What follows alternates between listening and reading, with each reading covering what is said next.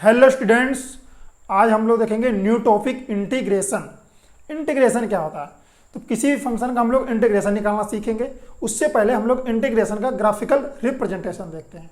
तो graphical representation देखने के लिए क्या करेंगे हम लोग, कोई एक शेप का हमें एरिया निकालना है। मान लो हमारा ये शेप है, ठीक है, ये x1, ये x2, ये डिस्टेंस क्या है y1, ये डिस्टेंस क्या है y2। तो हमें इस शेप का क्या निकालना है, एरिया निकालना है।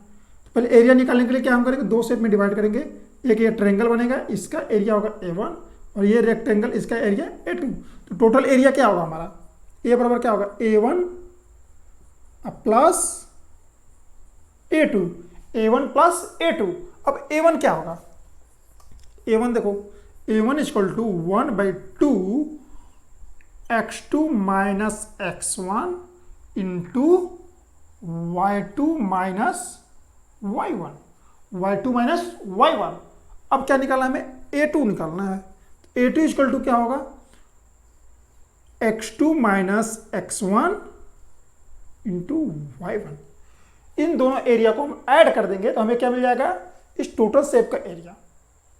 ये तो हम निकाल सकते हैं, बट अगर कोई कर्व दे दिया हो, कोई कर्व दे दिया तो तब उसका एरिया हम लोग कैसे निकालते हैं। कोई भी कर्व दिया हो तो उसका एरिया कैसे निकालते हैं ये सीखते हैं।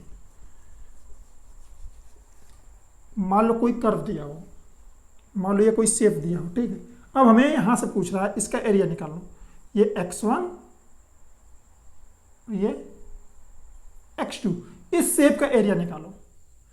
y बराबर कोई fx क्या दिया है, फंक्शन दिया है, ये फंक्शन का कर्व है। अब इस शेप का हमें क्या निकालना है, एरिया निकालना है।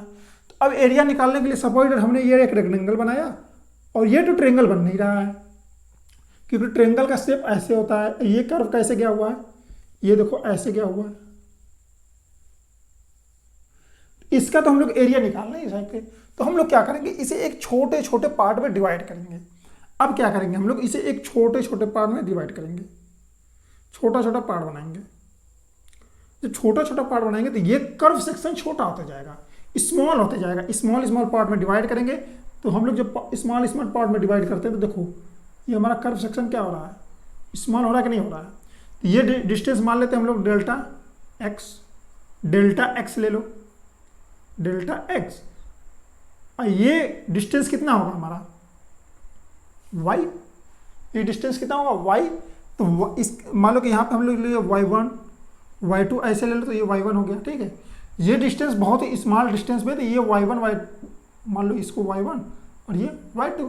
तो y1 और y2 क्या हो जाएगा, इक्वल हो जाता है। तो इसे y1 ही ले लेते हैं हम लोग, ठीक है, y1 ही ले लो क्योंकि इक्वल हो जाएगा वो स्मॉल डिस्टेंस में। तो अब इसका एरिया क्या होगा, d1 ले लो, delta a equal to delta x into y1, delta x into y1, delta x into y1। अब इसे क्या करो, समेशन कर दो। छोटे छोटे एरियाओं को क्या करेंगे हम लोग, समेशन करेंगे। बट समेशन करने में इसमें एक और प्रॉब्लम आ रही है कि ये हमारा जो कर्व सेक्शन है ना, ये अभी फ्लैट नहीं हो रहा है, फ्लैट नहीं हो रहा था। अब हम लोग क्या करेंगे, ये डेल्टा एक्स को टेंडिंग टू जीरो करेंगे, डेल्टा एक्स को टेंडिंग टू जीरो करेंगे। तो ये क्या हो जाएगा हमारा dx। जब डेल्टा एक्स को टेंडिंग टू जीरो करेंगे तो डेल्टा एक्स क्या हो जाएगा dx। जब जैसे ये dx होता है तो ये y1 y2 क्या करेंगे हम लोग, y ले लेंगे और इस समेशन को हटा करके हम लोग क्या करते हैं, इंटीग्रेशन लगाते हैं। समेशन को हटा करके हम लोग इंटीग्रेशन लगाते हैं, dA लिखेंगे क्योंकि ये भी बहुत स्मॉल हो जाएगा, equal to y into d x, y into d x. Delta जब x टेंडिंग टू जीरो किए तो हमारा dA भी टेंडिंग टू जीरो हो गया, क्योंकि ये भी बहुत स्मॉल एरिया है, टेंडिंग टू जीरो है। तो dA क्या हो जाएगा, डेल्टा A क्या हो जाएगा, dA हो जाएगा। और जब डेल्टा x को dx कर दिए और y को y1 क्या हो जाएगा, y हो जाता है। तो हमारा जाता है symbol dA equal to y into d x, y into d x. यानी कि इंटीग्रेशन क्या देता है, किसी भी कर्व के अगर लिमिट दिया हो तो उन पॉइंटों के बीच का एरिया देता है। ध्यान समझना, इंटीग्रेशन क्या है, इंटीग्रेशन से हम लोग क्या निकालते हैं, एरिया निकालते हैं। और डिफरेंशिएशन से क्या निकालते हैं, स्लोप निकालते हैं। इतना दिमाग में आना चाहिए कि इंटीग्रेशन, जहाँ भी हम लोग एरिया निकालने के यूज करते हैं वहाँ पे क्या करेंगे हम लोग, इंटीग्रेशन करेंगे। ये समेशन की तरह है, ये देख रहे हो ना, समेशन को हम लोग हटा दिए यहाँ पे। और डिफ्रेंसिएशन क्या देता है, स्लोप देता है, किसी भी कर्व का स्लोप देता है। किसी भी कर्व का स्लोप निकालने के लिए क्या करेंगे हम लोग, डिफ्रेंशिएट करेंगे। किसी भी कर्व का एरिया निकालने के लिए हम लोग क्या करेंगे, इंटीग्रेशन करते हैं। इंटीग्रेशन का आप लोगों को ग्राफिकल रिप्रेजेंटेशन समझ में आएगा। अब हम किसी भी फंक्शन का इंटीग्रेशन निकालना सीखते हैं। ठीक है, इंटीग्रेशन किसी भी फंक्शन का निकालना सीखते हैं। मान लो कोई फंक्शन y बराबर fx है, तो x के रिस्पेक्ट में ही इंटीग्रेट करेंगे उसे। फंक्शन जिसका हो उसी के रिस्पेक्ट में इंटीग्रेट कर सकते हैं। जैसे मान लो हमको दिया y equal to t square, तो इंटीग्रेशन का ये सिंबल होता है y इंटू डी एक्स नहीं करेंगे, y इंटू डी एक्स नहीं करेंगे, y को t के रिस्पेक्ट में ही इंटीग्रेट करेंगे। तो यहां पर हम लोग क्या लिख सकते हैं, y into D T, y into D T, क्योंकि y किसका फंक्शन है, t का फंक्शन है, तो y को t के रिस्पेक्ट में इंटीग्रेट करेंगे। ठीक है, अगर y दिया हो क्या, एक्स स्क्वायर, इंटीग्रेशन किसके रिस्पेक्ट में करेंगे, y इंटू डी एक्स के रिस्पेक्ट में इंटीग्रेट करेंगे। जिसका फंक्शन हो उसी के रिस्पेक्ट हम लोग क्या करते हैं, इंटीग्रेट करते हैं। x का फंक्शन है तो x के रिस्पेक्ट में इंटीग्रेट करेंगे, t का फंक्शन है तो t के रिस्पेक्ट में इंटीग्रेट करेंगे, यानी कि जिसका फंक्शन होगा उसी के रिस्पेक्ट में इंटीग्रेट करेंगे। अब हम लोग इंटीग्रेशन कुछ फंक्शन का निकालते हैं। इंटीग्रेशन का सिंबल देख लिए कैसे बनता है। अब मान लो कोई फंक्शन दिया हुआ हो y equal to f x, y equal to f x, y बराबर c, यानी कांस्टेंट का इंटीग्रेशन क्या होता है, कांस्टेंट का इंटीग्रेशन होता है, अगर इंटीग्रेशन निकालोगे कांस्टेंट का c इंटू डी एक्स, इसको c ना लो a ले लो, तो क्या इसका इंटीग्रेशन हो जाएगा, ए एक्स प्लस एक कांस्टेंट आता है c, ये इनडेफिनिट इंटीग्रेशन में एक कांस्टेंट भी आता है। ठीक है, अब y इक्वल टू एक्स का इंटीग्रेशन देखो, y इक्वल टू एक्स का integration x square by two plus c, y equal to x square का इंटीग्रेशन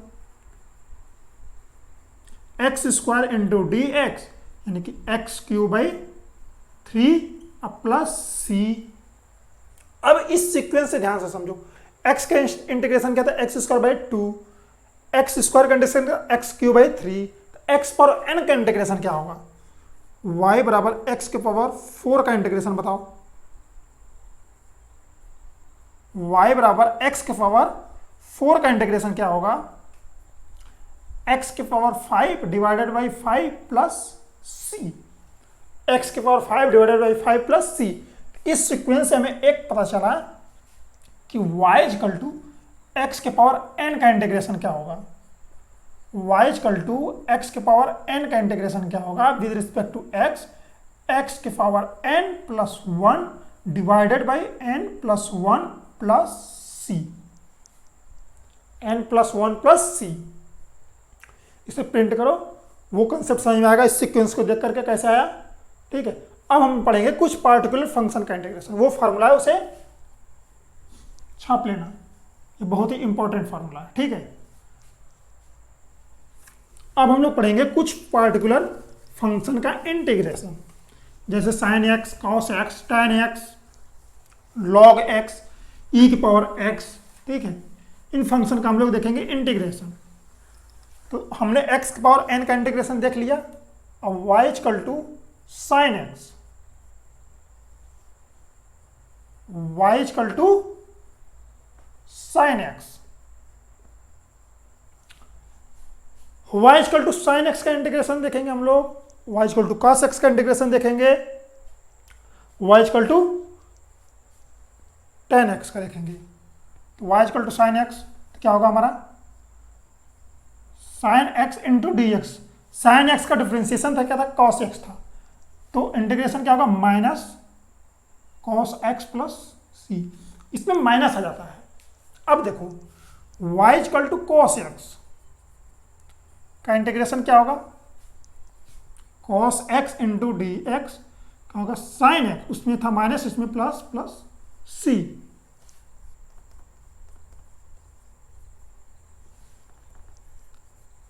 tan x का इंटीग्रेशन देखना है हमें।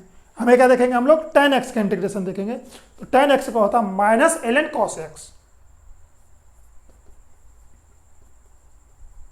tan x into d x minus l n cos x plus c, minus l n cos x plus c. अब e के power x यहाँ पे mod लगाएंगे क्योंकि एल एन के अंदर नेगेटिव क्वांटिटी नहीं होती। अब e के पावर x का देखो, e के पावर x का इंटीग्रेशन क्या होता है, e के पावर x का इंटीग्रेशन e के पावर x ही होता है।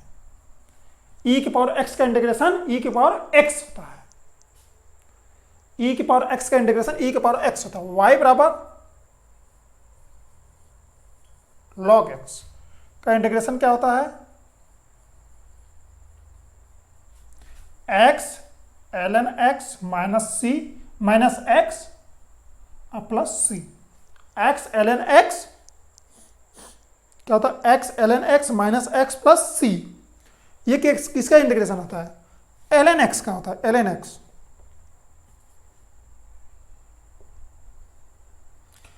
बेस e है इसका, इसका क्या है, बेस e है, तो ln x minus x plus c. ये थे कुछ पार्टिकुलर फंक्शन के इंटीग्रेशन। अब इनसे हम कुछ क्वेश्चन करेंगे। इंटीग्रेशन में हम देखते हैं एडिशन एंड सब्ट्रैक्शन रूल। पहले हम लोग क्या देखेंगे, एडिशन एंड सब्ट्रैक्शन रूल। इसे प्रिंट कर लिए होंगे। एडिशन एंड सब्ट्रैक्शन रूल देखते हैं हम लोग इंटीग्रेशन में। पहले एडिशन एंड सब्ट्रैक्शन रूल। मान लो कोई फंक्शन दिया हुआ हमें y इक्वल टू y1 अब plus minus y2। y1 y2 किसका फंक्शन है, x का फंक्शन है। तो हमें क्या निकालना है, इंटीग्रेशन निकालना है y इंटू डी एक्स। तो क्या होगा हमारा y1 इंटू डी एक्स अब plus minus y2 into d x plus minus y2 into d x. ये हमारा क्या, एडिशन एंड सब्ट्रैक्शन रूल। मान लो कोई फंक्शन दिया y equal to x square plus sine x, तो इसका इंटीग्रेशन निकालो। y इंटू डी एक्स करेंगे तो क्या होगा हमारा, x square into d x अब plus sine x into d x. X square का क्या होगा, x cube by 3 sine x का minus cos x plus c, minus cos x plus c. अब हम लोग देखेंगे कुछ फंक्शन का इंटीग्रेशन निकालना सीखेंगे। कुछ फंक्शन का इंटीग्रेशन निकालना सीखेंगे। यह था हमारा addition and subtraction rule.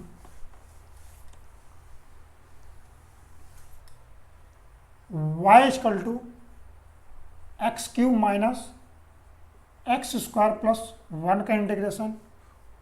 Solve करो, सिस्टम को पॉज करो, इसे लिखते रहो, क्वेश्चन को सॉल्व करो, फिर प्रिंट करो।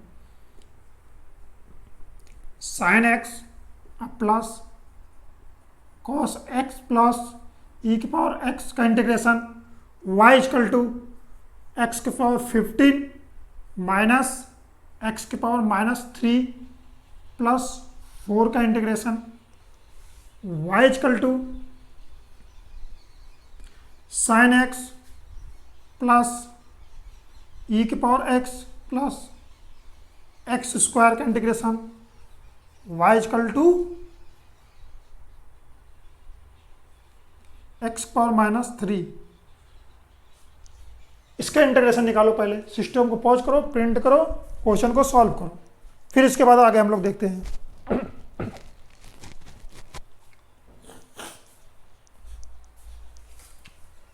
सिस्टम को पॉज करके कर लिया होगा। देखो इसका इंटीग्रेशन क्या होगा, y इंटू डी एक्स करेंगे तो y इंटू डी एक्स क्या हो जाएगा हमारा, x cube into d x अब minus x square into d x plus d x, x cube क्या हो जाएगा, x power 4 divided by 4 minus x power 3 divided by 3 plus x plus c, x plus c. इसका integration देखो, system को pause करके इसे print कर लो। देखो साइन एक्स का इंटीग्रेशन क्या होगा, साइन एक्स क्या होगा, minus cos x, cos x का प्लस साइन एक्स, और ई के पावर एक्स का ई के पावर एक्स प्लस सी। ठीक है, इसका इंटीग्रेशन देखते हैं हम लोग। सिस्टम को पॉज करो, प्रिंट करो। आई होप आप लोग कर लिए होंगे। अब देखो इसका इंटीग्रेशन हमें करना है तो क्या करेंगे, एक्स के power 15 into d x minus x के power -3 into d x plus 4 into d x.